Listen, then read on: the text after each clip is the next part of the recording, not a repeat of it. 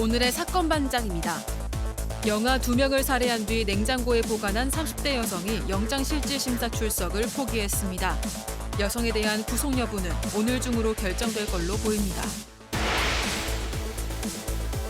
이웃 주민이 휘두른 일본도의 손목이 절단된 50대 남성이 결국 숨졌습니다.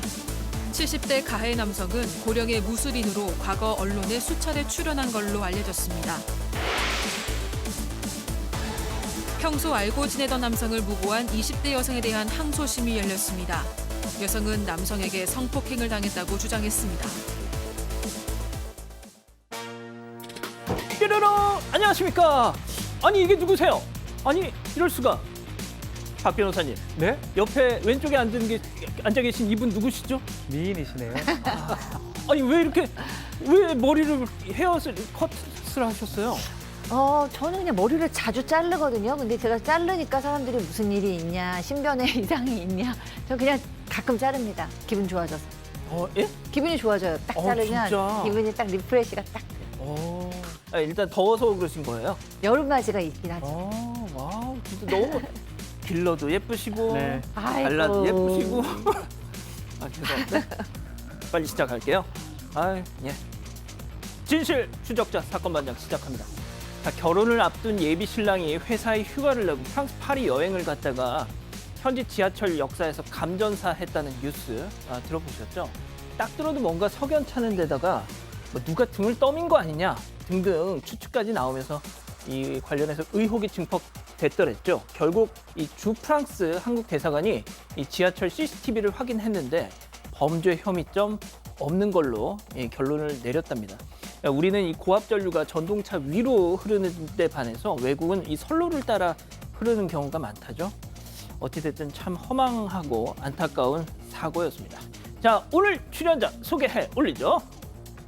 예, 이자연 기자, 박지훈 변호사, 박상희 소장, 김은배 전 서울청 팀장, 그리고 박준혜 수호 선생님 나오셨습니다. 안녕하세요. 안녕하십니까? 예. 청주 금천동에서 아구찜 가게 해요. 인건비가 요즘 많이 올라서 신랑이 고생 많답니다. 김정우 씨 사랑해 하신 김희정님. 자, 지난 17일 향년 87으로 아버지가 돌아가셨어요. 이 대학병원에 시신까지 기증하시고 말이죠. 고성문님 사랑합니다 하신 고민서님. 여기 서울 은평구인데 러브버거 엄청 나와요. 징그러 하신 안성수님. 오늘 퇴근하는데 오피스텔 앞에 10대 여학생 무리가 담배 피우고 있었어요. 무서워서 뭐라고 말도 못했어요 하신 손남철님. 저도 못할 것 같아요. 예. 자, 나라 망신 지키는 태국 유흥가 유튜버 사건 반장 보도 이후에 다시 준동하기 시작했습니다. 이 녀석들 좀 진짜 어떻게 좀 해주세요 하신 박윤영님. 저희 조만간 또 준비를 해보겠습니다. 자, 전황고님, 샌프란시스코의 MJH님 모두 사랑합니다. 자, 재미는 물론 의리로 함께하는 아세사바 뉴스의 육바. 예, 대한민국과 전 세계 동포 가족 여러분의 시선을 모아서 출발합니다.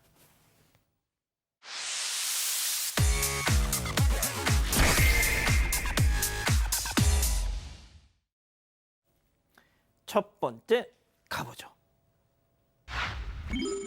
연쇄살인 권재찬 감형이군요. 자, 이 지인과 시신 유기를 도운 이 사람 2명, 공범까지 2명 연쇄 살해했던 연쇄살인범 권재찬의 2심 선고가 오늘 있었는데, 자, 앞서 1심에선 말이죠. 사형 선고를 받았는데 이 제목을 보아하니 뭔가 좀 변화가 있었던 모양이죠? 네, 감형이 돼서요. 무기징역을 선고받았습니다. 앞서 이 권재찬은 지난 2021년 12월에 인천 미추홀구 한 상가 지하 주차장에서 지인에게 수면제를 먹이고 살해를 했습니다. 그리고 같이 시신 유기를 도운 공범까지 살해를 했는데 오늘 2심 재판부가 1심 사형 판결 깨고 무기징역을 선고를 했습니다. 재판부는 1심과 마찬가지로 이 권 씨의 강도살인, 살인 그리고 사체유기 혐의 모두 유죄로 판단했는데요. 1심과는 달리 계획살인이라고 단정할 수는 없다고 했습니다. 범행 시간과 장소가 은밀하게 범행을 행하기에는 적합하지 않고 또 피해자로부터 성적 모욕 발언을 듣자 우발적으로 살해했다. 이런 얘기가 사실일 수도 있다고 지적을 했습니다. 그러면서 우리 재판부는 누가 보기에도 사형에 처하는 게 정당할 만큼 특별한 사정이 인정되는지 의문이라고 덧붙이기도 했는데 이에 대해서 이 피해자 유족 측은요. 재판부 머릿속을 들여다보고 싶다. 이런 얘기를 하면서 오열하기도 했습니다. 자, 이거는 제가 우리 박 변호사님께 좀 여쭤봐야 되겠어요. 예.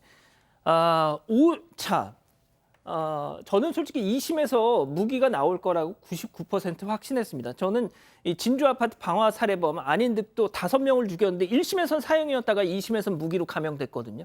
자, 권재찬 본인도 저 사형해 주십시오라고 계속 얘기를 했습니다. 자, 이 정도면 재판부가 어떻게 하면 사형을 안 내릴까 막 핑계를 찾는다는 느낌까지 들어요. 우리나라는 실질적 사형 폐지 국가입니다. 그 이후에 대부분 판례가 정말 특별한 상황이 아니고는 사형을 선고하지 않는 게 지금 판례로 지금 정착이 되고 있고, 그러다 보니까 뭐 1심이나 2심, 하급심에도 그렇게 판결을 하는 것 같습니다. 최근에 사건 보면 정말 사형 선고하는 게 드물고요. 무기징역이 좀 더 많습니다. 아주 나쁜 범죄를 저질렀다 하더라도. 근데 이제 극단적인 문제가 있죠. 뭐냐면 무기징역은 형이 정하지 않은 거라는 거거든요. 결국 나올 수도 있다라는 거예요. 외국의 사형이 폐지된 국가는 종신형이 있습니다. 가석방 없는 계속적으로 있어야 되는 종신형 제도가 있는데 우리는 그게 없는 상황이라면 이 부분이 과연 맞는지 조금 한 번 더 검토가 좀 필요할 것 같습니다.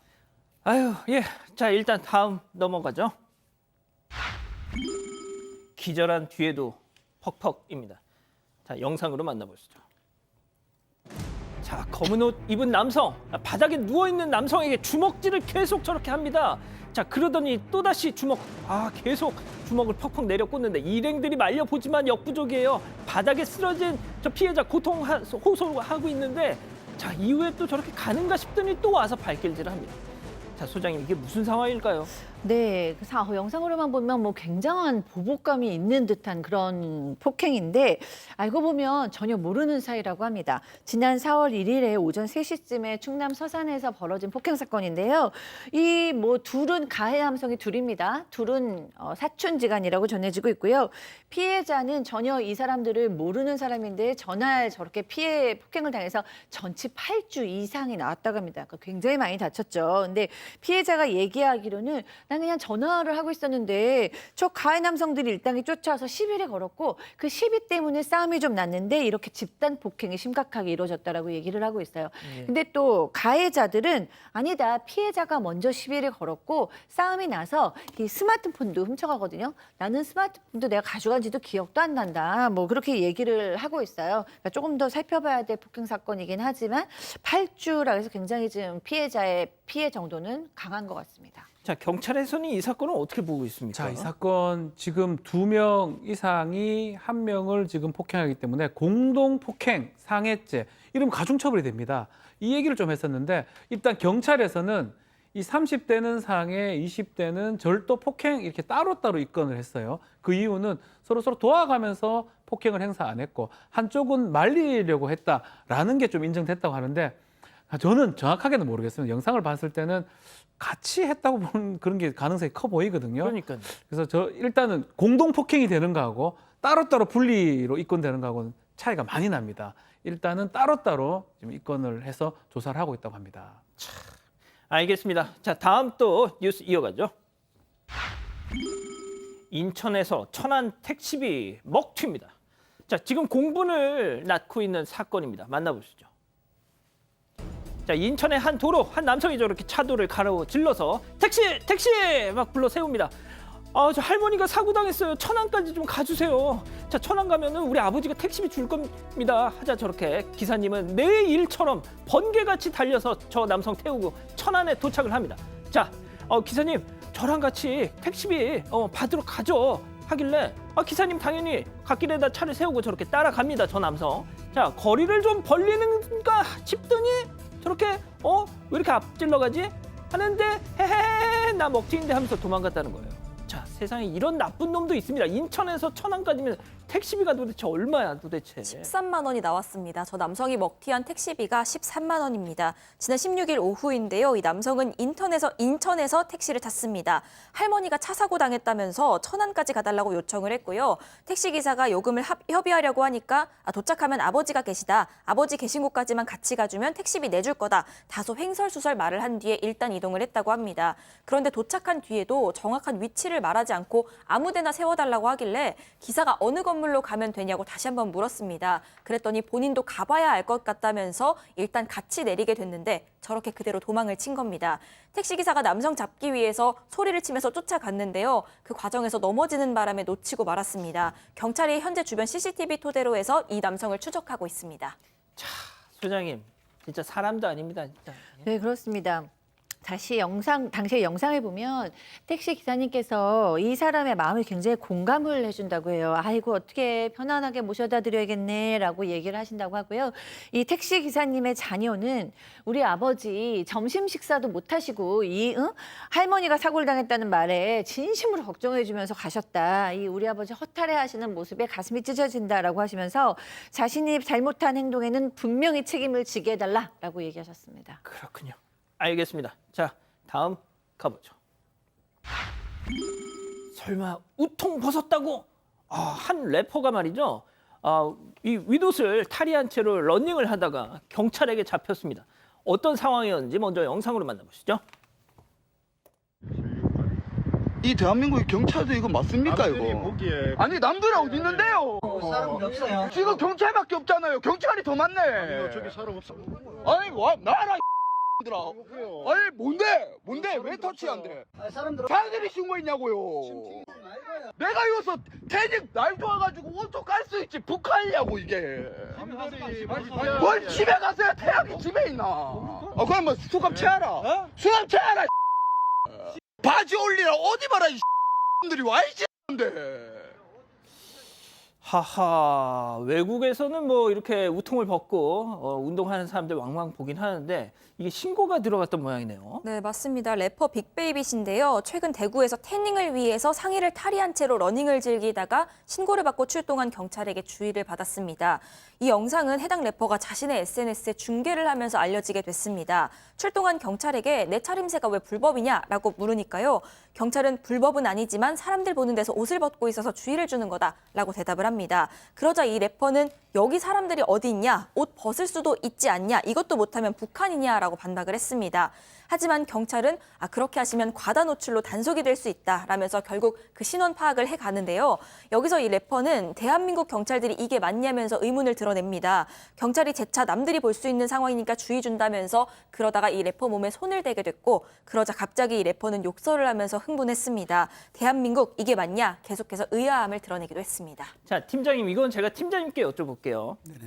팀장님이 만약에 저 현장에 있었던 경찰이셨다면 저 상황에서 어떻게 대응을 하셨겠습니까? 그렇습니다. 저희 문제가 되는 게 사실은 저희 과다 노출로 뭐 경범죄 처벌법으로 이끌어날 수도 있지만 여성이 아닌다면 남성 상의 탈의 가지고는 저희가 과다 노출로 이끌어 안 하거든요. 그러니까 신고 들어왔기 때문에 일단 신원은 파악한 다음에 그냥 그 뭐 체포는 못 하니까 그렇게 신원만 파악하고 보낼 수밖에 없다고 생각이 드네요.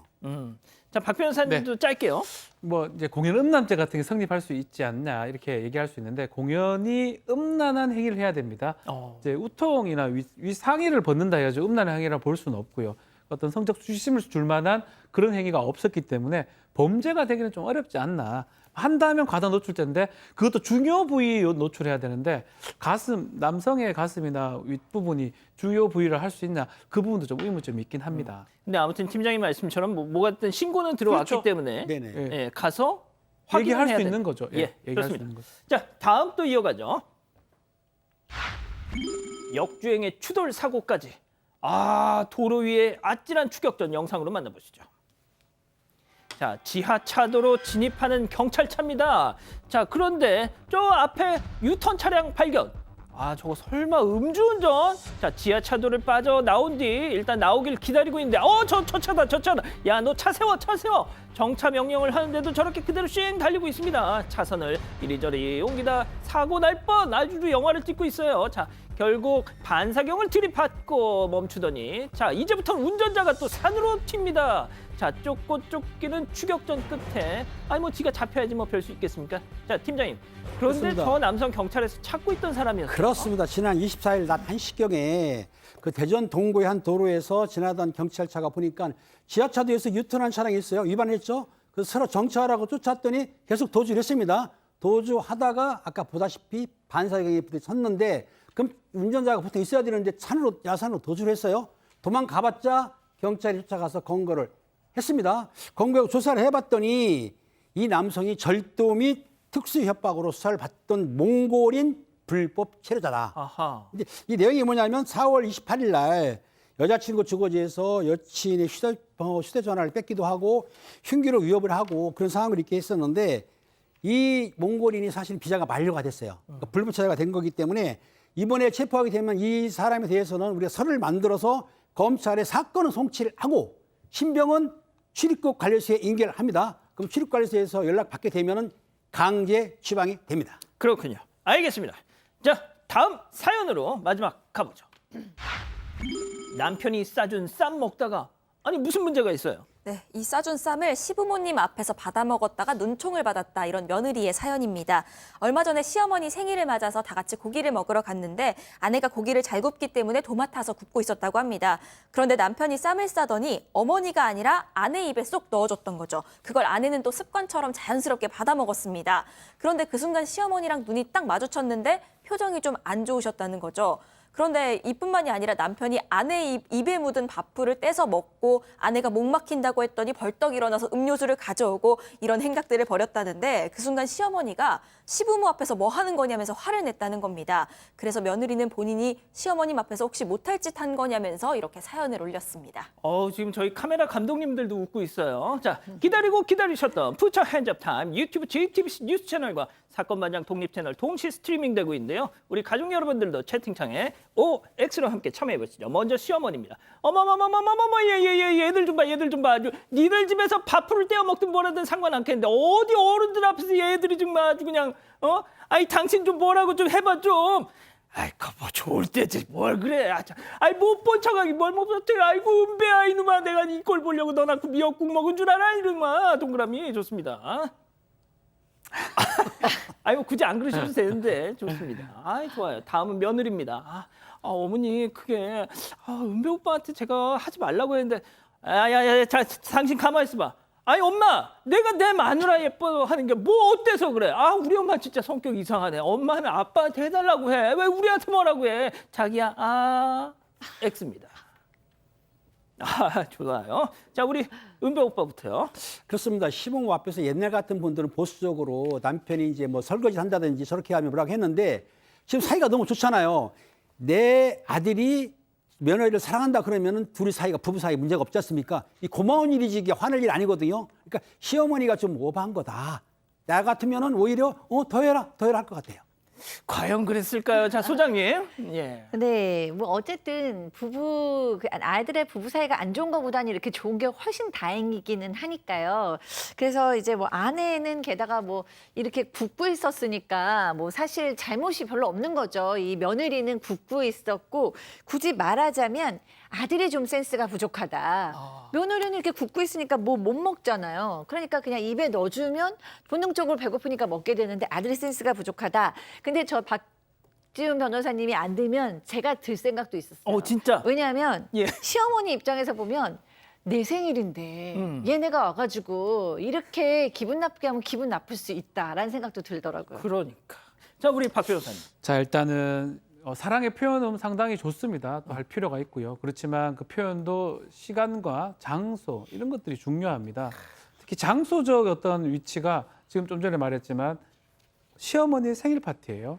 더더군다나 거기서 밥풀 떼 먹고 뭐 이렇게 쌈 싸주고 뭐 다른 데서 할 수 있죠. 둘이 있을 때 앞에서 보는 데서 하는 거는 그분들이 뭐 행복하면 모르겠지만 이건 사실은 뭐 혼내는 게 문제가 아니고 약간은 서로에 대한 배려심 같은 거거든요. 그런 부분 때문에 뭐 저는 아내분이 잘못했다고 보지는 않고요. 남편이 안 했었어야 돼요. 집에 가서 집에서 또 안 할 거예요. 또 괜히 진짜? 엄마 아빠 앞에서 그러고 있다. 약 집에 올려놔. 가서요. 집에 가서 많이 먹여요. 밥풀 다 먹어. 밥풀 다 먹어 그러라. 집에서 하면 되는데 왜 밖에 나와서 하시냐는 거예요. 자 그렇다면 여기서 궁금한 거 하나. 네. 우리 박 변호사님, 이 여사님 보고 계시는 앞에서는 사모님한테 진짜 전형적인 경상도 남자. 일부러 그럽니다. 더. 어머니 기분 좋게. 어머니 기분 좋으시다고. 그렇지만 또 뒤에 가서는 아내한테 미안하다고 이해 좀 해달라고. 지금 이 여사님 보고 계실 텐데. 그래도 이거 뭐 솔직히 얘기를 해야 되니까. 어머니 눈치 챘을 수도 있고요. 진짜? 괜히 이제 집에 대구 집에 가면 물 좀 뭐 줘 이렇게 하지 절대 안 시키고 이런 거 없거든요. 거기서만 그럽니다. 진짜. 그럼 사모님도 그냥 속아주시고. 속아주죠. 그렇군요. 좋습니다. 자, 이 기자. 네, 많은 가족분들이 시아버지가 잘못했다는 의견이 많았습니다. 태영킴님도 아, 그거 얘기된다. 센스가 너무 없으시다. 맞다. 바로 쌈 싸서 넣어주셨어야죠. 맞아. 이런 의견 주셨고요. 밀크커피님도 아들 부부 사이 좋으면 좋지 않나요? 하셨습니다. 어릴 적금님 뭐라고 하려면 본인 아들한테 뭐라고 해야죠? 라고 하셨고요. 캐나리님은 어차피 저것도 길어야 1년이다 하셨고요. 하지만 경아님은 그래도 시부모님 앞에선 좀 조심해야죠. 이런 의견도 주셨습니다. 시아버님이 잘못하셨던 걸로. 자, 오랜만에 외쳐봅니다. 채널 고정 리모컨 돈 터치 30초 후에 돌아옵니다. 종근당 건강물은 다다다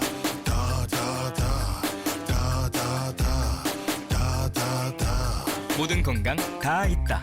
건강 다다다. 종근당 건강물 잭시믹스의 경쟁 상대? 能让14亿人都喜欢吗？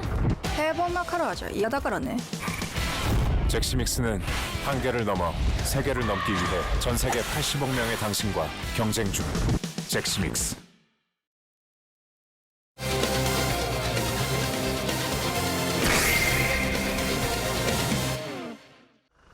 영아 2명을 살해한 뒤 냉장고에 보관한 30대 여성이 영장실질심사 출석을 포기했습니다. 여성에 대한 구속 여부는 오늘 중으로 결정될 걸로 보입니다. 계속 드러나는 영아 유기 사건을 파헤쳐봅니다. 자, 지금 계속 떠들썩합니다. 수원 영아 유기 사건 30대 여성.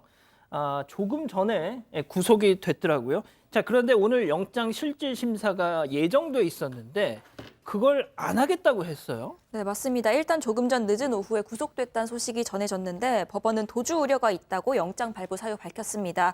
그런데 말씀하신 대로 영장실질심사가 예정대로라면 오늘 수원지법에서 2시 반에 열릴 예정이었습니다. 하지만 이 30대 여성이 이 심사에 출석하지 않겠다는 뜻을 밝혔습니다. 그 배경에는 전날 면회를 왔던 남편의 설득이 있었던 걸로 전해지고 있는데요. 경찰에 따르면 이 여성은 죄를 뉘우치고 있고 또 남은 아이들에게도 피해를 끼치고 싶지 않다는 뜻을 전해왔다고 합니다. 이 여성의 구속 여부는 이 여성이 출석을 포기함에 따라서 별도의 신문 없이 서면 심리만으로 이뤄졌습니다. 자, 남편이 와서 설득을 했다. 하하. 어제 저희가 이 사건 전해드리면서 남편 얘기를 좀 했었는데 말이죠. 자, 소장님, 그런데 이 여성 경찰 수사가 시작이 되면서 주변 신변을 좀 정리한 그런 또 사실도 드러났더라고요. 네, 그렇습니다. 맨 처음에 경찰 수사가 시작됐을 때는 내가 지금 키울 능력이 되지 않아서 지인에게 넘겼다라고 얘기를 했어요. 그러다가 이제 그렇게 얘기하고 나서는 콜센터인 직장을 그만뒀습니다. 네. 그런데 이제 그리고 나서 또 이제 수사 일정을 조율하기 위해서 연락을 했을 때 경찰이 이때도 우리 아이 공개 수업이 있으니까 좀 참관을 하게 해달라라고 얘기를 했어요. 그리고 남편과 함께 그 참관을 하고 옵니다. 그 다음에 이제 압수수색 영장을 발부받은 경찰이 나타나니까 자백을 합니다. 사실 내가 죽인 거 맞다라고 얘기를 했어요. 그러니까 이제 이런 거 자백을 하기 앞서서 이런 걸 보면 신변 정리를 좀 서서히 하고 있었다라고 예측할 수가 있습니다. 그러니까 경찰이 좀 어떻게든 좀 만나서 확인을 하려고 하니까 이 핑계 저 핑계를 대고 막 피하다가 결국 압수수색 영장을 받고 집으로 들이닥칠 것 같으니까 그때 이실직고를 했던 겁니다. 내가 죽였다. 그래서 집에 보관하고 있다. 자, 첫 번째 사건 체크포인트 짚어보죠. 자, 임신한 건 알았지만 점점점입니다. 자, 지금부터가 어제 이 사건을 전해드릴 때부터 저희와 또 우리 가족 여러분들이 제일 궁금해하셨던 남편이 과연 이걸 몰랐을까? 자, 팀장님. 그렇습니다. 지금 경찰에서 수사를 해봤는데요. 여성이 임신하고 출산을 했을 때 혼자 간 거는 확인했습니다. 남편이 안 따라간 건 맞고요. 그리고 남편은 경찰 조사에서 뭐라고 했냐면은 아내가 임신한 줄은 알았지만 중절 수술했다 그러니까 그렇게 알았다는 겁니다. 그러니까 이제 아내하고는 직장이 같긴 한데 그 시간이 틀렸기 때문에 자세하게 몰랐고 또 그리고 냉장고에 비닐봉투가 많았지만은 거기에 설마 그런 죽은 아이가 있다고 생각을 못했다고 주장하고 있기 때문에 이 상황에 대해서는 좀 더 조사를 해봐야 되는데요. 이 주민들은 이렇게 말하고 있습니다. 이 부부들이 11월 달인가 12월 초인가 이사를 왔다는 거에 맞는데 사람들 좀 기피한 상황이 있었던 것 같아요. 그리고 사람들하고 뭐 얘기도 안 하고 인사도 않기 때문에 아마 이 부부하고 얘기해본 사람 별로 없을 것 같다 싶으니까 아마 그분들이 좀 폐쇄적인 생활을 한 것 같습니다. 예. 자, 남편이 모른다는 게 말이 되느냐? 그거는 저희가 어제서부터 계속 좀 말씀을 드렸던 그 궁금증 중에 하나였는데, 자, 일단 아이가 셋이 있습니다, 이 집에. 자, 그런데 이번에 살해를 당한 아이들이 넷째, 다섯째라는 거 아니에요? 야, 이거 어떻게 된 거야? 그랬더니 그랬다는 거잖아요, 박 변호사님. 네. 누구 아빠, 나 애 지웠어. 그래? 알았어. 다섯째를 낳았습니다. 누구 아빠, 나 이번에도 애 지웠어. 그래? 이게 무슨 말이에요, 도대체? 납득하기 어렵죠. 거기에다가 지금 넷째가 지금 출생했던 2018년 11월경에 퇴원서에 남편의 자지 서명이 들어있는 퇴원서가 있었습니다.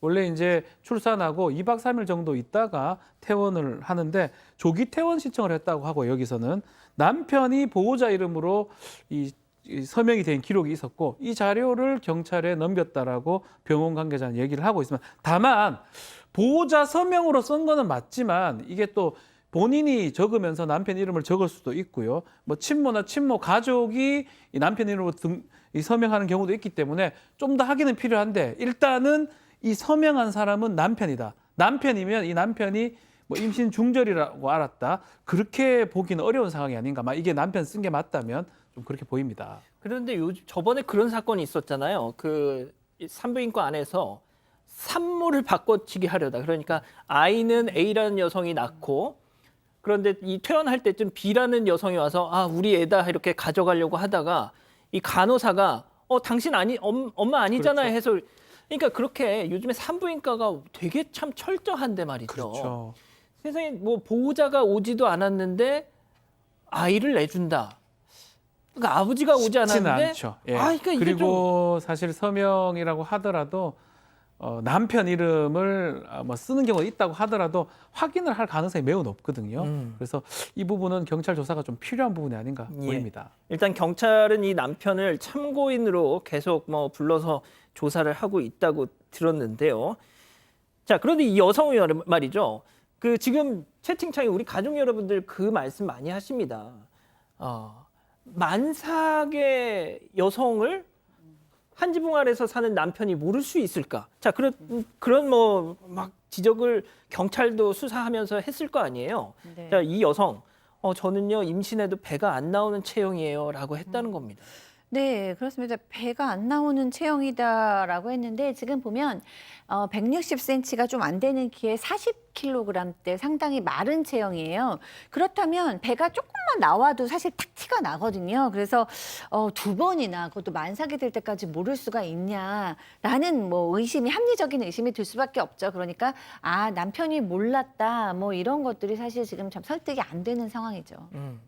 자, 일각에선 이번 사건은 어제 오윤성 교수님도 잠깐 그 말씀을 하셨는데, 이 설해마을 영아 살해 사건, 프랑스 부부 영아 살해 사건과 비교하기도 해요. 네, 어제도 잠깐 얘기가 나왔었는데, 일단 설해마을 프랑스 부부 영아 유기 사건은 2006년에 있었던 일입니다. 한국 설해마을에 살던 프랑스인 부부가 두 아이의 시신을 냉동고에 보관을 하다가 뒤늦게 발각이 된 일이 있는데, 당시 이 여성도 자신이 임신 거부증이었다, 이런 주장을 펼쳤습니다. 그러니까 모종의 이유로 임신 사실 자체도 또 출산도 받아들이지 않는 일종의 병이 있다, 그것 때문에 아이를 살해했다, 이렇게 주장을 했는데, 재판부에서 받아들이진 않았습니다만 이번 수원 사건도 일부 비슷한 점이 있다는 얘기가 나오긴 합니다. 하지만 자세히 살펴보면 사실 그 결은 약간 다른 부분이 있는데요. 설해마을 사건 경우에는 실제로 낳아 기르고 있는 아이가 없었습니다. 그 부부 같은 경우엔. 하지만 이번 수원 30대 여성은 이미 새 아이를 낳아서 기르고 있는 상태였습니다. 그렇기 때문에 물론 이 30대 여성에게 실제로 이런 정신과적인 문제가 있는 건지 살펴볼 필요성도 있지만, 그게 아니라면 정말 본인 진술대로 어떤 경제적인 여건 때문에 키울 자신이 없어서 살해한 건지, 이런 부분을 좀 더 면밀히 조사해 볼 필요가 있다는 전문가들 지적이 나오고 있습니다. 자, 임신 거부증 저도 좀 찾아보니까 그때 그 프랑스인 베로니크, 그 사람이 프랑스 법원에서 했던 얘기가 뭐냐면, 내가 낳은 건 아이가 아니라 내 그냥 뱃속에서 내 신체 일부가 나온 거다. 그래서 버렸다. 이런 주장을 폈다는 거죠. 자, 소장님. 네. 지금 제일 궁금한 건 도대체 왜거든요. 도대체 무슨 심산이었을까? 네. 예? 그러니까 뭐 저도 사실은 뭐 여러 가지 가능성은 여전히 좀 열어 놓아야 한다. 이 사람이 정신과적인 질환이 있는 건지 아니면 뭐 종교나 신념의 문제가 있는 건지는 좀 더 이제 이 정확한 스토리가 좀 나와야 된다라고 보는데요. 저는 일단 이런 생각도 좀 해봤습니다. 이 여성이 일단 매정하고 무책임하게 아이를 낳았고 살해한 것은 확실하죠. 그러니까 무책임하고 비정한 부모, 엄마인 것은 확실합니다. 그런데 그 아이의 시신을 몇 년씩이나 지금 못 처리를 한 거잖아요. 버리거나 태우거나 이제 이런 걸 전혀 못한 상태로 보면 그래도 죄책감이나 일말에 이 엄마로서 차마 이 아이를 시신이나마 어떻게 처리할 수 없는 그런 죄책감 같은 약간은 뭐 모성이라는 말이 좀 안 어울리기는 하는데요. 그런 심리적인 어떤 책임감 내지 죄책감이 조금은 있었던 것이 아닌가. 왜냐하면 지금 보면은 또 영장 실질 심사도 받지 않았다. 그다음에 이제 자기 신변 정리를 통해서 구속될 것을 순순히 받아들이고 있었다라는 거. 또 사회적 사람들이 이제 친밀하려고 다가오면 다 기피했다는 걸 이걸 봤을 때 본인도 굉장히 그런 어떤 중압감이나 죄책감이나 이런 거에서 자유로웠을 것지는 않았을 것이다라는 생각이 들고요. 여기서 저는 또 하나 굉장히 또 궁금한 건 이런 여성의 심리 안에 과연 진짜 남자는 아무 잘못이 없었을까?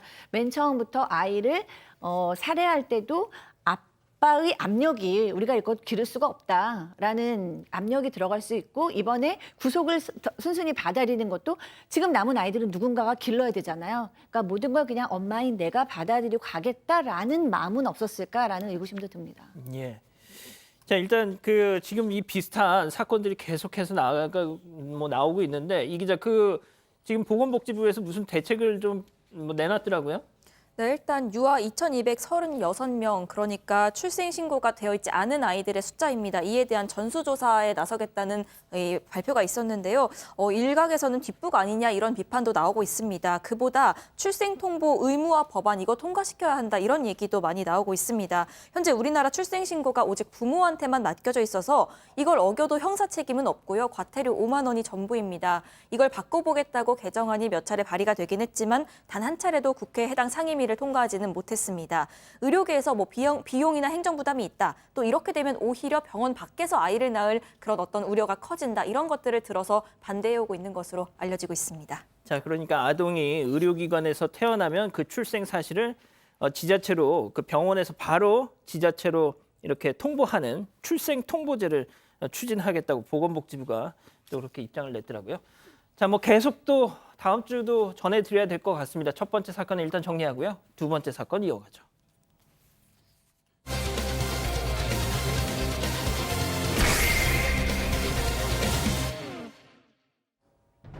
어제 한 빌라 주차장에서 칼부림 사건이 벌어졌습니다.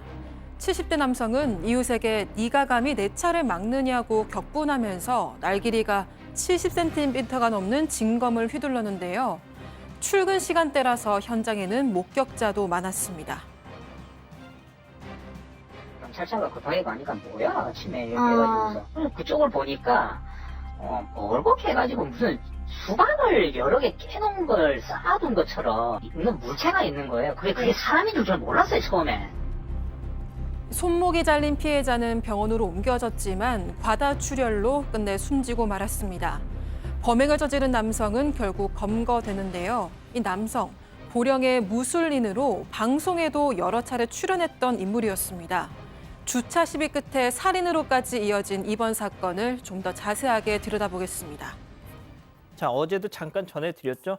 자, 이 기자, 보통 층간소음이든 뭐 주차 시비든 이웃 간의 갈등이라는 게 처음 팍 이렇게 터지는 경우는 없잖아요. 네, 일단 이 경우에도 2년 전부터 갈등이 있어 왔습니다. 일단 경기도 광주의 한 빌라 주차장에서 벌어진 일이었는데 70대 남성은 1층에 그리고 피해자인 50대 남성은 4층에 살고 있었습니다. 두 사람은 2년쯤 전부터 주차 문제로 종종 다퉈왔습니다. 70대 남성은 이 피해자가 1층에 있는 자기 집 앞에 트럭을 주차해서 매연 문제로 갈등이 있었다 이렇게 진술을 했고요. 이웃 주민에 따르면 이 둘이 모두 트럭 운전을 하는 분인데 풀리지 않은 앙금이 있었던 것 같다 이런 얘기를 전하기도 했습니다. 사건 당일에도 어제 아침 7시쯤이었는데 빌라 주차장에서 주차 시비가 붙었습니다. 70대 남성은 이웃 주민이 본인 차량을 가로막았다는 이유로 싸움을 벌이다가 갑자기 집 안으로 들어가서 일본도를 꺼내왔습니다. 자, 그 일본도 길이가 70cm. 진검을 갖고 나왔습니다. 날 길이가 70cm입니다. 진검이고 총포 화약류 도검류에 관한 법률에 따라서 이런 진검 같은 경우는 허가를 맡아야 되거든요. 2015년도에 소지 허가를 받고 일본도를 평소 집에 보관했던 걸로 전해지고요. 목격자의 얘기에 좀 따르면 말리려고 했는데 이 70대 이 남성이 진검을 마구 휘두르면서 말을 듣지 않았다고 하고요. 이 자른 다음에 피해자가 좀 넘어졌는데도 계속적으로 찔렀다고 하고 결국은 손목이 절단이 됐고 부상을 입고 가다출혈로 이제 병원으로 이송이 됐는데 결국은 사망을 한 그런 사건입니다. 자, 앞서 그 사진 다시 한 번만 좀 보여주실래요? 지금 피의자 70대 남성. 실제 예전에 방송에 나와서 저렇게 진검을 이번에 쓰인 그 칼인지는 흉기인지는 저희도 모르겠습니다만 저걸 막 치범을 보이는 장면이 저렇게 보입니다. 자, 소장님. 네. 이게 너무 엽기적이에요. 그러니까요. 저렇게 뭐 무술을 가지고 이렇게 여러 군데 인터뷰했을 정도면 적어도 자기 감정 정도는 좀 컨트롤을 할 수 있어야 되는데 이건 뭐 거의 제정신으로 상태로 한 행동이 아니죠. 근데 이 사람이 그날 지금 술 취했나 혹시 경찰에 그래서 음주 검사를 해봤지만 전혀 음주 뭐 수치도 나오지 않았고요. 여태까지 이런 일에 연관된 적은 없다고 합니다. 그래서 관련된 신고는 접수된 바가 없다고 하는데 도대체 이날은 왜 이렇게 분노의 감정을 조금도 참지 못하고 이렇게 엽기적인 행동을 했는지 조금 더 알아볼 필요가 있다고 생각이 듭니다. 자, 경찰은 말이죠. 당연하죠. 곧바로 CCTV 확보를 해서 확인을 했습니다. 자, 범행 당시 상황이 남아 있었을까요? 체크포인트 짚어보죠. 그렇습니다. CCTV가 꺼져 있더라는 거예요. 네, 맞습니다. 일단 이런 경우에 가장 우선 먼저 확보할 증거물이 바로 CCTV 영상일 텐데 확인을 해봤더니 사건 일어나기 직전에 전원선이 뽑힌 상태였다는 겁니다. 새벽 5시가 약간 넘은 시간에 이 CCTV 코드가 빠져 있었던 걸로 전해지고 있습니다. 자, 팀장님. CCTV가 꺼져 있다. 그럼 무슨 생각 드십니까? CCTV가 꺼져 있다는 거 두 가지인데요. 고장이 났거나 뽑았거나 하는 건데 실제적으로 이 CCTV가 꺼져 있다고 한다면은 아마 범행을 미리 준비 계획해서 CCTV 뽑은 이유는 증거를 안 남기려고 했던 것 같은데 그래도 안 되는 이유는 주변 목격자가 있으니까 본인이 이제 증거 안 남기려고 뽑았다고 하더라도 주변 목격자가 있기 때문에 처벌은 받을 겁니다. 예. 자, 박 변호사님. 예. 앞서 저희가 잠깐 말씀드렸지만 저는 이분 오늘 들어오기 전에 나왔던 방송도 한번 봤어요. 네. 예. 고령의 무술인인데 방송에서 좀 탔던 인물로 지금 알려져 있고 원래 제2의 인생을 또 제2막을 산다면서 태권도, 마라톤, 특히 운동을 하면서 뒤늦게 검도까지 지금 배워서 이 도복 입은 채 저 모습들이 방송이 됐던 적이 있습니다. 또 이웃 주민의 증언에 따르면 평소 집 벽면에 칼도 전시해 뒀다고 해요. 그 칼이 흉기로 지금 사용됐던 칼인지는 아직 확인 안 되고 있지만 어쨌든 좀 유명세를 탔던 사람이 이런 범행을 저질렀던 또 무술인으로 알려진 그 사람입니다. 실제 그 영상에서도 보면은 이 볏짚 혹은 대나무 같은 걸 이 진검으로 확 베는 그런 시범을 보이더라고요, 소장님. 네. 진짜 저 정도 되면은 무술 고수인 줄 알고 시청자들도 보잖아요. 근데 그 내면은 전혀 그렇지 못했다는 생각이 들어요. 본인이 지금 그 인터뷰를 할 때 당시 최고령 출연자로 많은 사람들의 관심을 얻었다고 합니다. 그때 뭐라고 얘기했냐면은 진검배기 수련을 지속하면서 연령을 초월해서 소통할 수 있었고 신체적으로 정신적으로 건강해졌다라고 얘기를 했는데 결국에는 살인을 저지르고 말았습니다. 이 남성 지금 경찰 조사에서 혐의는 모두 인정이 됐고요. 맨 처음에는 살인 미수로 혐의가 되었다가 지금은 살인 혐의로 구속 영장이 지금 신청이 된 상태라고 합니다. 예. 자, 지금 경찰 조사가 진행 중인데 저희한테 제보가 들어왔습니다. 사건 당시 당일날 경찰 대처에 약간 많이 좀 아쉬움이 있었다 이런 지적을 현장을 목격한 제보자가 전해주셨는데요. 그 얘기 잠깐 들어보시죠. 경찰이 아무도 지혈을 안 해요, 아무도 지혈을 안 하고, 그냥 멀뚱멀뚱 가만히 서 있는 거예요, 그냥. 피해자가 지금 피 나잖아요, 지혈부터 먼저 시키세요. 그렇게 얘기를 했거든요, 제가. 그렇게 제 쪽을 보고 있다가, 다시 고개를 돌려버려요. 이 사람이 아파가지고 뒤척뒤척 거렸어요. 그런데, 이 사람은 또, 움직이지 말고 가만히 계세요, 그러는 거예요, 그 사람한테. 그러니까 제가 더 아니, 그건 제3자하고 관련도 없는데 제가 그 화딱지가 나더라니까요. 일단 뭐 제보자의 주장입니다. 현장을 목격했던 팀장님, 저 말씀이 맞다면 좀 어떻게 생각하십니까? 저 이제 현장의 목격자의 제보자인데 사실 그 당시에 신고가 들어가서 경찰 순찰차가 4대가 동원됐습니다. 한 10명 정도가 온 것 같은데 그 피해자 주변에 3명이 있었고 나머지 7명 정도는 이제 피의자, 범인을 추적하러 갔는데 지금 피해자가 상처가 있고 피가 흘리지 않습니까? 제보자가 볼 때에는 응급조치를 해야 되는데 당시에 아마 차량에 응급 키트가 있었을 거예요. 그걸 가지고 이제 응급조치를 해야 되는데 해달라고 했는데도 불구하고 경찰관이 멀뚱거렸다고 지금 주장하고 있습니다. 그런데 경찰관이 내가 보기에는 그런 상황이 당하면 당연히 지휘를 하거든요. 그 정도는 우리가 이제 교육을 받기 때문에. 그런데 지휘를 안 하고 응급조치를 안 했기 때문에 119 올 때까지 시간이 좀 걸렸지 않습니까? 그 뒤에 이제 응급조치를 못한 상태에서 119 실려 갔는데 나중에 피해자가 사망했다는 소식을 들은 제보자는 아마 그때 지휘를 잘하고 응급조치했으면 살았을 거 아니야 해가지고 이 문제를 국민신문고에 면을 올렸다고 하는데 실제적으로 이 제보자가 목격자가 본 대로 그랬다고 한다면은 담당 경찰이 좀 문제가 있다고 보는데 저 같은 경우에 교육을 받거든요. 사실은 현장에 발생하면은 피해자 응급조치가 우선인데 그걸 안 했다는 게 저도 좀 의아하고 이해가 가지는 않습니다. 예. 진짜 이건 조금 좀 한번 들여다봐야 될 대목 같네요. 좋습니다. 두 번째 사건 정리하고요. 세 번째 사건 이어가죠.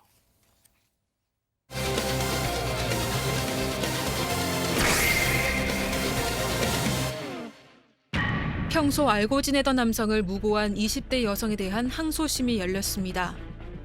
여성은 남성에게 성폭행을 당했다고 주장했습니다. 재판부의 판단을 짚어봅니다. 자, 몇 년 전 있었던 사건인데 한 통의 이제 신고로 시작이 됐어요. 네, 이게 지난 2020년 5월 8일 새벽 4시쯤에 충남 아산시의 한 공원에서 20대 여성이 112에 신고를 했습니다. 동네 오빠한테 성폭행을 당했다, 이런 내용이었는데 같은 날 이 여성은 병원 응급실에 갑니다. 그래서 성폭행 피해 여부를 검사를 받고 성적 학대가 있었다, 하지만 신체에 별다른 외상은 발견되지 않았다, 이런 진단을 받았습니다. 이후에도 여성은 경찰에 계속 전화를 해서 알고 지내던 남성으로부터 성폭행을 당했다, 형사처벌해달라, 이런 요구를 계속했습니다. 5일쯤 뒤에 여성은 참고인 신분으로 경찰서에 출석을 했고요. 당시 피해 상황을 상당히 구체적으로 설명했습니다. 자, 동네 오빠한테 성폭행을 당했다고요? 네, 지금 동네 오빠랑 친하게 지냈는데 그냥 동네 오빠는 아니었던 것 같아요. 육체적으로도 이제 성관계가 있던 사이였습니다. 그런데 2달 전에 이제 각자 이성 친구가 생기면서 더 이상 만나지 말자라고 얘기를 했대요. 그래서 안 만나고 있었는데 어느 날 이제 술 한잔 하자, 그래서 둘이 만났어요. 그래서 우리는 이제 더 이상 가까운 사이는 아니다, 이렇게 얘기를 했는데 이날 이 여성의 말에 의하면 이 오빠가 갑자기 성폭행을 하기 시작했다는 겁니다. 그래서 거기에 대해서 굉장히 반항을 했지만 반항하다 폭행을 당했다고도 얘기를 했어요. 그래서 이 남성은 결국에는 강간치상 혐의로 입건이 되었고 검찰 조사까지 받았습니다. 야, 그런데 이 여성의 진술에 뭔가 이게 악의가 안 맞는. 그렇죠. 신고일로부터 6개월이 지난 이후에 검찰 조사를 받았는데요. 이전에 받았던 경찰 조사 때하고 검찰 조사 때하고 뭔가 세부적으로 다른 부분들이 발생을 합니다. 특히 경찰 때는 상세하게 구체적으로 진술했다면 검찰 때는 내용이 잘 기억이 나지 않는다면서 이전에 경찰 때 진술했던 조서를 좀 열람해달라 요청을 했다고 합니다. 자기가 무슨 얘기를 자기가 했는지. 뭔 얘기인지 모르니까 아하. 조서를 보게 해달라. 이례적이긴 하죠. 거기다가 이 폭행당한 객관적 증거도 좀 일치하지 않았는데요. 뭔가 수차례 경찰에서 남성이 머리채를 잡고 목을 조르고 성폭행했다라고 얘기를 했는데 이 의사나 이 의료진 얘기에 따르면 이 피해 여성의 신체에 특별한 외상 같은 걸 발견하지 못했다라는 점이 있습니다. 골절 같은 게 몇 개 있는데 이 폐쇄성 어떤 골절은 남성의 폭행이 아닌 수술의 흔적이기 때문에 외상이 아니고요. 또 더 나아가서 합의금 같은 게 받으면 절반 주겠다, 이런 얘기까지 한 것이 발견이 됩니다. 그러니까 경찰에서 진술을 맨 처음 할 때는 막 이렇게 술술술술술 막 했는데 나중에 이제 검찰에 가가지고 또 다시 한번 조사를 받을 때는 경찰에서 얘기했던 그 디테일을 놓친 거예요. 기억이 안 나. 그러니까 저번에 경찰 진술했던 거 좀 볼 수 없. 그걸 보여달라고 하니까 검찰에서 얼마나 좀 당혹스러웠겠습니까? 자, 세 번째 사건 체크포인트 짚어보죠. 4번이나 무슨 4번이요? 이 4번이 여성이 2011년부터 성폭행을 당했다고 경찰에 신고를 한 횟수입니다. 물론 이 중에 한 번은 실제로 피해가 있었습니다. 그래서 가해자가 처벌을 받았고요. 다른 한 번은 혐의 없음으로 종결이 됐습니다. 그런데 나머지 2번에 대해서는 오히려 이 여성이 실형을 선고받았습니다. 무고죄 또 공갈 미수죄였는데 그러니까 여성에게 과거에 동종 범행이 있었던 거죠. 5개월간 수감 생활을 했고요. 알고 보니까 2020년 이 사건 당일에도 여성은 신고하기 직전에 남성과 자신의 집에서 술을 마신 뒤에 합의하에 성관계를 맺었습니다. 이들은 중고등학생 때부터 알게 된 사이였고 2020년 1월에 다시 만나게 된 뒤에 지속적으로 관계를 유지해 왔는데 이 여성은 교통사고 합의금 낼 것도 있고 또 배달 대행업체 개설 비용을 댈 것도 있고 이렇게 돈이 필요해지니까 거짓말을 꾸며낸 걸로 조사가 됐습니다. 와, 박 변호사님. 이거 진짜 우리가 이렇게 그냥 뭐 쉽게 뭐 이 상황을 전해드리고는 있지만 이 남자 입장에서는 얼마나 정말 인생이 그렇죠. 예? 그것 때문에 무고죄는 좀 강하게 처벌해야 된다 이런 얘기가 있는데 1심, 2심 동일하게 징역 3년이 선고가 되는데 그 이유 중에 가장 큰 게 이 본인이 지금 피해자로 주장하다가 나중에 지금 본인이 이제 유죄가 되는데 특히 항소심 재판부 같은 경우는 자신의 이제 무고함을 입증하기 위해서 이 변호사도 선임을 했고요. 피해자 같은 경우는 피해를 상당히 많이 입었다라고 봤습니다. 또 그런데도 범행은 계속 여성이 부인을 하고 동종 범죄로 실형을 받은 전과 같은 게 있다는 걸 고려하면 엄벌이 불가피하다라고 해서 징역 3년을 선고하고 이거 말고도 또 전과도 소년보호처분 같은 전력도 있기 때문에 징역 3년이 선고가 된 것입니다. 근데 아무튼 뭐 이 여성은 또 상고를 하기로 했나 봐요. 자, 팀장님, 뭐 일단 그 마지막으로 좀 짧게 이런 무고 사건 많이 좀 취급해 보셨죠? 무고 사건이 많지는 않습니다. 가끔 있는데 피해자들이 무고하는 이유는 아니 피의자들이 무고하는 이유는 뭐냐면 어떤 경제적 이 대가를 위해서 무고하기 때문에 아까 박 변호사님 얘기한 대로 무고죄만큼은 좀 더 중하게 처벌해야 된다고 생각이 듭니다. 좋습니다. 자, 세 번째 사건 정리하고요. 별별 상담소 이어갑니다.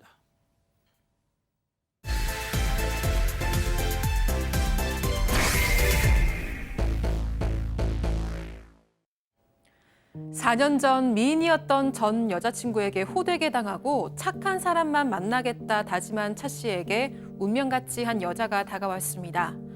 얼굴은 평범했지만 배려심이 몸에 깃든 그녀는 단숨에 차 씨의 마음을 사로잡았고 이들은 곧 결혼을 해서 아이까지 낳았는데요.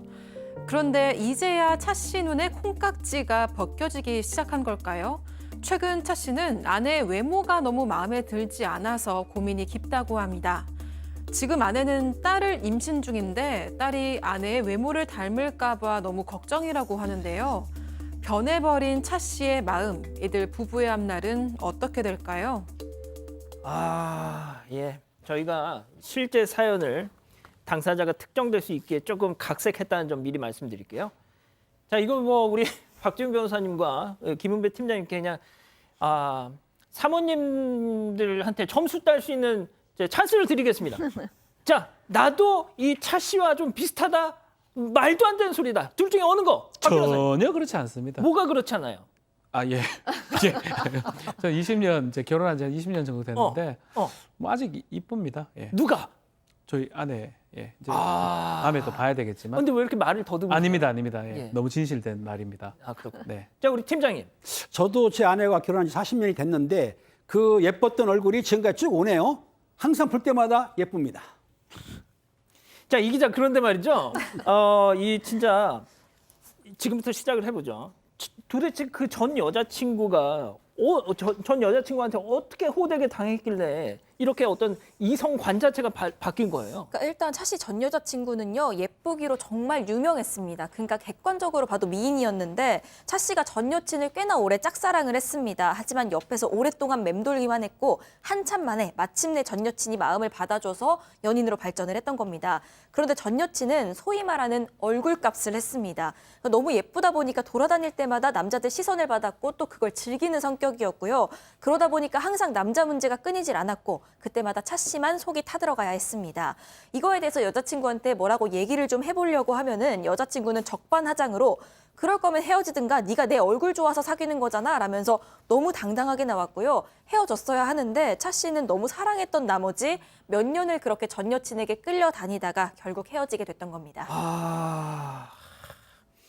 자, 일단 뭐 소장님, 네. 소장님 이거 근데 아무튼 이 그렇게 그냥 약간 끌려다니지만 뭐가 됐든 이 상대 전 여자친구의 외모가 워낙 이제 대단했기 때문에 그렇게 했던 모양인데 이후에는 지금 이상형이 이렇게 바뀌었다는 거잖아요. 하도 네. 배워가지고. 그러니까 이런 경우 많죠. 그러니까 전 여자친구가 이런 면 때문에 만났는데 너무 그게 힘들면 다음 여자친구나 남자친구는 완전 반대되는 사람을 만나고 싶어 하자. 이게 이혼할 때도 좀 그러거든요. 근데 이 사람도 지금 그랬습니다. 아, 나는 이제 외모는 전혀 신경 안 쓰고 마음이 착한 여자, 정말 착한 여자를 만나고 싶다라고 얘기해서 주변 사람들한테 나 이제 외모는 1도 안 보니까 정말 좀 착한 여자 소개시켜줘라고 얘기를 했어요.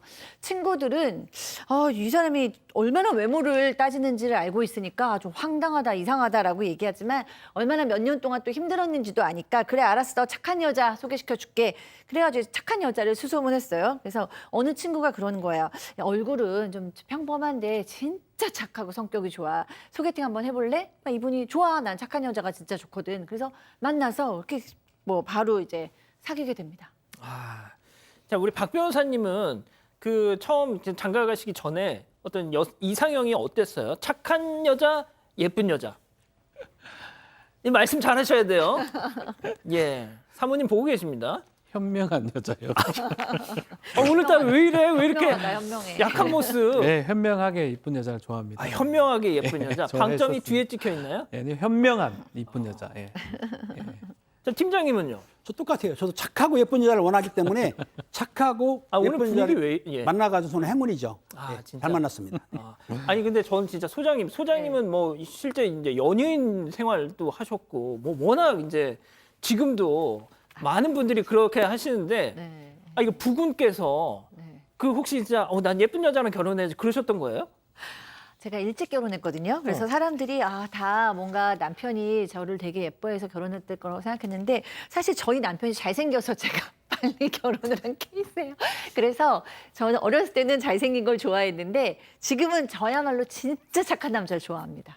오늘 분위기가 좀 이상한 것 같아요, 진짜. 예. 알겠습니다.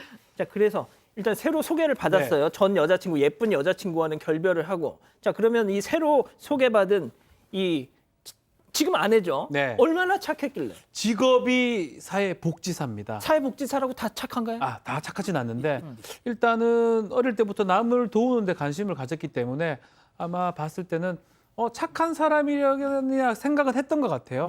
근데 결정적인 거 있었습니다. 얼굴은 좀 평범했기 때문에 이게 연인이 될까 고민을 좀 했던 것 같은데 어느 날 밥을 먹으러 식당에 갔는데 아르바이트 하던 대학생이 이 국물을 이 여자친구 그때 당시 여자친구 아내의 옷에 흘립니다. 그러면 사실 일반적인 여성이나 일반적인 짜증나죠? 남성 같은 경우는 화를 냅니다. 옷 물어내라 난리를 칠 건데 어떻게 사장님한테 혼나면 어떡하지? 내 옷은 괜찮다 이렇게 얘기하면서 오히려 이 아르바이트생을 걱정하는 모습 이때 좀 많이 반했던 것 같고요. 그 이후에 교제를 시작했고 혼전 임신 끝에 결혼을 하게 된 겁니다. 야, 세상에 이 막 그 김치찌개 국물 같은 게 딱 튀어가지고 하얀 옷에 튀었는데 알바 이분 어떻게 혼날 때 이런 사람이 있다는 게 가능한가요? 저는 그러니까 물론 막 뭐 물어내까지는 아니더라도 뭐예요? 좀 조심 좀 하시지. 정도는 할 것 그렇게 같은데. 착한 분들이 없지 않아 있긴 있는데요. 어찌됐든 이 차 씨가 친구들한테 결혼한다고 얘기를 했을 때 친구들이 전 여친 알지 않습니까? 전 여친하고 비교하면서 뭐라고 했냐면 아무리 그래도 그렇지 얼굴 좀 봐야 되지 않냐. 이세가 걱정이 되지 않냐라고 했는데 이때 차 씨가 이제 불끈 화를 낸 거예요. 내 여자친구는 못생긴 게 아니고 평범한 거다. 그리고 니들 여친도 다 똑같아. 그리고 평생 살 거면은 성격이 좋은 게 최고야. 이 말을 맞긴 맞거든요. 결혼을 빠졌는데 아무튼 단절이 빠져가지고 결혼을 했습니다. 첫째까지 무사히 낳았는데 첫째를 낳을 때에 사실은 좀 외모가 걱정이 됐다는 거예요. 혹시 우리 아들인데 얼굴이 좀 어떨까 싶었는데 다행히 아들이라서 차 씨 외모를 닮았기 때문에 문제가 없었습니다. 예, 저희가 뭐 일단 그 외모, 뭐 외모 지상주의 뭐 지금 그런 뭐 약간 그런 걸 조장하는 건 아닙니다. 오해하지 마시고요. 이 사연자가 그렇게 지금 생각을 하고 고민을 하고 계시니까 저희가 좀 얘기를 풀어보고 있는 건데, 아니 뭐 주변에서 뭐라고 하든 소장님, 네. 뭐 차 씨만 만족하면 네. 예 문제 없잖아요. 그럼요. 그러면 너무 행복하게 살죠. 근데 이 차 씨가 이제 한 2년 정도 지나니까 이제 생각이 바뀌는 거예요. 착하고 평범하지만 착한 성품이 좋았는데 한 2년쯤 지나고 나니까 뭐 이제 외모가 보이는 겁니다. 왜냐하면 이제 아내가 집에서는 화장 안 하고 있잖아요. 근데 사실 뭐 이 아내뿐만 아니라 이제 결혼해서 우리 다 그냥 집에서 퍼져 있으면 좀 당 그 배우자의 외모가 좀 마음에 안 들 때가 다들 조금씩은 있을 수 있어요. 근데 이게 심한 거예요. 그래서 좀 펑퍼짐하게 있으니까 너무 좀 안 이뻐 보이고, 그다음에 진짜 이제 와서 보니까 이제 평범한 게 아니고 좀 못생겼다라는 생각이 자꾸 드는 거예요. 그래서 내가 정말 나쁜 사람인가 보다라고 이제 죄책감도 느끼고 이런 생각하지 말아야지라는 생각도 했는데 아내랑 또 싸움도 나는 거예요. 너무 착한 여자라고 생각하고 결혼을 했는데 싸움도 나다 보니까 난 정말 이렇게 싸우지 않을 줄 알고 결혼을 했는데 와서 싸우다 보니까 더 외모가 거슬리고, 그리고 이제 둘째 임신 중이잖아요. 그러니까 이제 뭐 기미도 많이 피고 뭐 여드름도 좀 났나 봐요. 그런 것도 다 뭔가 거슬리기 시작했다고 합니다. 야, 어떻게 또 이렇게 갑자기 급변을 하는지 모르겠는데, 보통 이 기자 얼마 전에 우리가 그 사방 가족회의에서도 이 외모 관련된 이슈를 다뤘었잖아요. 그때도 많은 우리 가족 여러분들 하셨던 얘기가 진짜 작은 싸움은 얼굴만 봐도 풀린다. 네, 그런 얘기를 했는데 이제 차 씨의 경우에도 좀 그런 생각이 강했던 것 같습니다. 그 자기 스타일이 아니니까 작은 싸움도 큰 싸움으로 번지고 했던 것 같은데, 결혼하고 나서 사실 차 씨는 아내가 워낙 착하다 보니까 내 인생에 부부 싸움은 없겠구나 이렇게 생각을 했다는 겁니다. 하지만 막상 이렇게 결혼을 하고 보니까 부딪히는 일들이 많이 생겼고요. 또 아이를 키우다 보니까 이렇게 사소한 거에도 계속 싸우게 됐다고 합니다. 이렇게 부딪히다 보니까 이제는 아내가 착한지도 더 이상 모르겠다는 거죠. 또 몇 년 살다 보니까 아내의 특징이 좀 있었습니다. 아내가 가족 아닌 다른 사람에게는 굉장히 친절한데 가족에게는 그다지 친절하지도 않게 느껴졌다는 거죠. 그러니까 연애 때처럼 차 씨한테 다정하게 대해주지도 않고 또 약간 게으른 면도 있어서 집안일도 잘 안 했다고 합니다. 착했던 모습이 이렇게 변하니까 오히려 얼굴도 더 못생겨 보이고 이러기 시작을 한 겁니다. 박 변호사님, 네. 근데 이렇게 되면은 그러니까 그 배우자가 다른 것도 아니고 외모를 가지고 이렇게 생각하기 시작했다라는 걸 이 아내가 알게 된다면 얼마나 마음이 상처를 받겠어요. 근데 아내가 또 상처를 잘 안 받는 것 같아요. 이 차 씨 입장에 봤을 때는 관리 좀 해라, 좀 꾸며야 되는 거 아니냐 하니까 나 정도면 이쁜 거 아니야? 이렇게 자꾸 얘기를 하고, 그 얘기가 더 스트레스라는 거예요. 이걸 딴 데 가서 그런 얘기를 하면 남들이 비웃을 건데 왜 저런 얘기를 하지? 라고 생각했고, 솔직하게 너 이뻐야 돼, 꾸며야 돼, 안 이뻐? 라고 얘기해서라도 좀 관리를 좀 했으면 좋겠다라는 게 차 씨의 입장입니다. 일단 소장님, 뭐가 됐든 안 이쁜 사람하고 결혼을 할 수는 없잖아요. 그러니까 네, 그 이쁨이 내 눈에서. 내 네. 눈에서. 네. 근데 이 정도까지 됐다라는 거는 결국 이 콩깍지가 벗겨졌다는 것 같기도 하고. 네, 그 콩깍지가 벗겨졌는데 사실 결혼해서 몇 년 살면 누구나 다 콩깍지가 벗겨지는 시간이 있어요. 근데 소장님은 저는 몇 년? 한 10년은 간 것 같아요. 되게 후하시다. 엄청 좋아했으니까. 네. 근데 콩깍지가 벗겨져도 그래도 우리가 딱 외모나 한두 가지만 가지고 결혼을 하는 건 아니잖아요. 대화도 잘 통하고 성격도 맞고 또 신념이나 종교도 맞고 이러다 보니까 그 외의 것들로 이제 더 단단한 사랑이 되어가는 거죠. 근데 저는 이 남편 참 마음에 안 드네요. 정말 사랑할 줄 아는 능력이 저는 없는 남편인 것 같은데, 적어도 뭐 내 아내 외모가 마음에 안 들고 꾸미지 않는 게 싫을 수도 있어요. 그런데 중요한 건 지금 임신 상황이잖아요. 자기 아이를 가져서 지금 얼굴에 기미도 나고 여드름도 나고 살도 쪄서 그래서 더 안 예뻐 보인다가 지금 말이 됩니까? 적어도 임신 때는 도리어 아내가 외모 때문에 망가지면 이렇게 우리 아내도 정말 예쁘고 젊었는데 이렇게 임신 때문에 이렇게 망가지는 거를 미안해하고 같이 뭔가 같이 좀 해야죠. 마음을 이렇게 미워하면 됩니까? 뭐 저는 아직 결혼을 안 해봐서 모르겠는데 대부분 이제 아내가 임신을 하면 우리 와이프 닮은 딸 낳았으면 좋겠다 뭐 이런 얘기를 한다고 해요. 자, 그런데 차 씨, 오히려 딸이 아내를 닮을까 봐 걱정을 한다고요. 그렇습니다. 이 차 씨 입장에서 볼 때는 예전에 평범해 보이던 아내 얼굴이 최근에 이제 못생겨 보이니까 문제가 되는 건데요. 사랑이 식은 거 아닌지 걱정이 된다고 하는데 문제는 더 있습니다. 지금 아내가 임신했지 않습니까? 근데 임신 아내가 딸이에요. 병원에서 알려주면 안 되는데.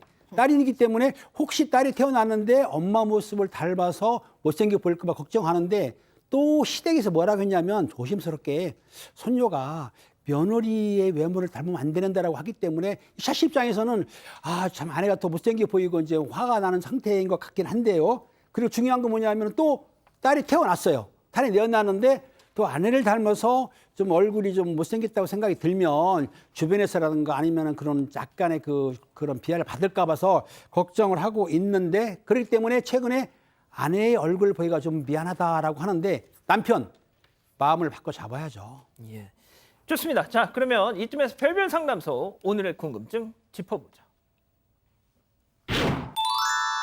자, 임신 후에 점점 이렇게 안 예뻐 보이는 아내, 딸이 심지어 엄마를 닮을까 봐 걱정된다는 이 차 씨의 사연인데 이거는 뭐 이혼을 한 해 만에 그런 상황은 아니라고 생각합니다. 그렇죠. 예. 이혼 이런 걸로 이혼한 경우 저는 본 적은 그러니까요. 없습니다. 뭐 혼인을 지속할 수 없는 중대한 사유에 배우자가 못생겼다 이런 판례는 제가 알기로는 없고요. 뭐 다른 이유는 들 수 있지만 뭐가 됐든 마음을 바꿔야 되잖아요. 그리고 예. 지금 딸도 자기 닮습니다. 본인 닮아요. 절반은 유전자가 그렇게 되기 때문에 이런 걱정은 미리 할 필요가 사실 없는 거 아닌가 싶은데 어쨌든 이혼도 저는 이걸로는 불가능해요. 다른 어떤 이유가 있다면 몰라도 또 아내는 지금 어쨌든 임신한 상황이기 때문에 이혼이 가능한 상황은 아닌 것 같습니다. 자, 박 변호사님부터 그냥 좀 조언을 해주세요. 예. 참 답답해요. 몇 년 지나면 다 사실 그 외모로 이렇게 하지는 않거든요. 그리고 이 성격이나 이런 것들은 본인이 생각하기 나름 그걸로 바꿀 수가 있는데 본인 자체가 지금 다른 생각을 한참 하고 있으니까 글쎄요, 조금 생각을 바꿔야 되지 않나. 외모 때문에. 그리고 딸은요, 당신 닮아요. 걱정하지 마세요. 그런 걱정을 왜 하십니까? 자, 팀장님. 그렇습니다. 지금 아내를 본인의 마음이 예뻐지는 거기 때문에 마음을 바꾸시고 또 하나 딸이 태어났습니다. 근데 안 예뻐요. 그럼 죄송한데 남편이 돈을 벌어가지고 과하게 힘을 좀 받게 되면 됩니다. 너무 걱정 안 하셔도 돼요. 뭐 소장님, 예. 네, 보통 이제 저희가 대부분 별별 상담실에서는 사례자 편을 들어주게 되는데 오늘은 정말 사례자 편을 도저히 들 수가 없네요. 일단은 지금 임신한 아내 외모를 운운한다는 것 자체도 이분이 정말 아빠라는 숭고한 임무를 잘 해낼 수 있을까라는 의심이 들고요. 그다음에 지금은 외모보다도 엄마로서 정말 훌륭한 엄마 역할을 해내신다면 정말 격려해주고 지지해줘야 되고 전 묻고 싶어요. 이 차 씨는 도대체 얼마나 잘생겼길래 이렇게까지 아내를 구박하는지 그리고 성격만큼은 꼭 엄마 닮았으면 좋겠다라는 생각이 들어서 아빠의 변화가 제일 시급하고요. 그다음에 아내가 좀 노력을 한다면 그래도 남편이 너무 이런 걸로 스트레스를 받고 있는 걸 아니까 좀 관리를 하면 더 좋겠죠. 좋습니다.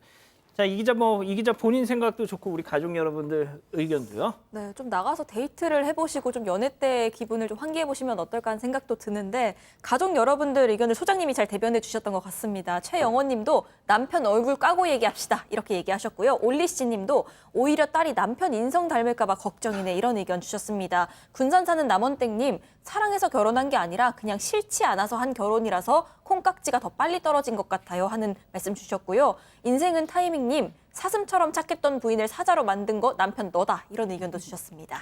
그렇군요. 좋습니다. 자, 별별 상담소 이렇게 정리하고요. 글로벌 픽 이어갑니다.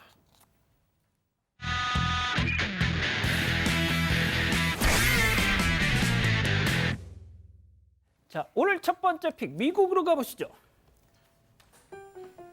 가지각색의 염소들이 넓은 광장을 거닐고 있습니다. 염소들은 잔디를 뜯어먹기도 하고 또 꽃도 뜯어먹는데요. 염소들이 이렇게 야무지게 식사를 하고 있는 이곳은 바로 주민들의 정원이었습니다. 1.6km나 떨어진 한 농장에서 40여 마리의 염소들이 탈출을 했는데요. 이 불청객들이 이쁘게 가꿔온 정원을 쑥대밭으로 만들어 놓은 겁니다. 주민 이야기 한번 들어보시죠. I think they ate a little bit from everybody's yard all the way around the circle here.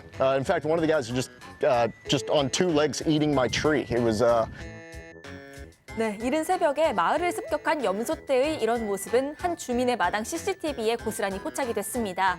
한 주민에 따르면 저 멀리서부터 염소떼가 정말 천천히 걸어 내려오는 모습에 이걸 보고도 눈을 의심할 수밖에 없었다고 합니다. 염소들은 배가 고팠는지 한참 동안 풀을 베어 먹었고요. 이런 모습에 주민들은 화는커녕 잡초들을 뽑고 정리했어야 하는데 염소들이 다 해줬다면서 오히려 고마워했다고 합니다. 이 사실을 안 염소농장 주인은 염소들이 먹은 잔디와 꽃들을 모두 보상해줬다고 합니다. 당연히 보상해줘야죠. 자, 계속해서 미국 이어갑니다.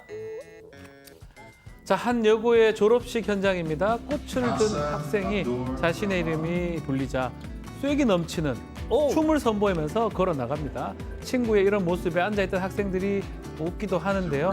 이제 졸업장만 받으면 되는데 졸업장을 들고 있던 교장선생님 졸업장을 건네주지를 않습니다. 왜요? 학생이 달라고 손까지 내밀었는데 그런 학생을 옆으로 밀쳐내고는 졸업장을 바구니에 확 던져버립니다. 뭐 하는 거예요, 지금? 자, 졸업장을 안 준 이유가 정말 좀 황당했는데요. 나오면서 춤을 췄기 때문입니다.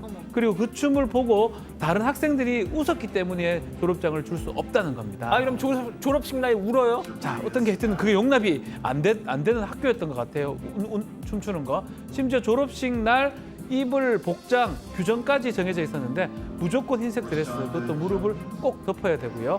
구두도 7cm가 넘으면 안 된다고 합니다. 더 황당한 거는 가족들에게 절대 박수치지 말고 환호도 하지 말아달라고 당부를 했다고 합니다. 학생 이야기 한번 들어보실까요?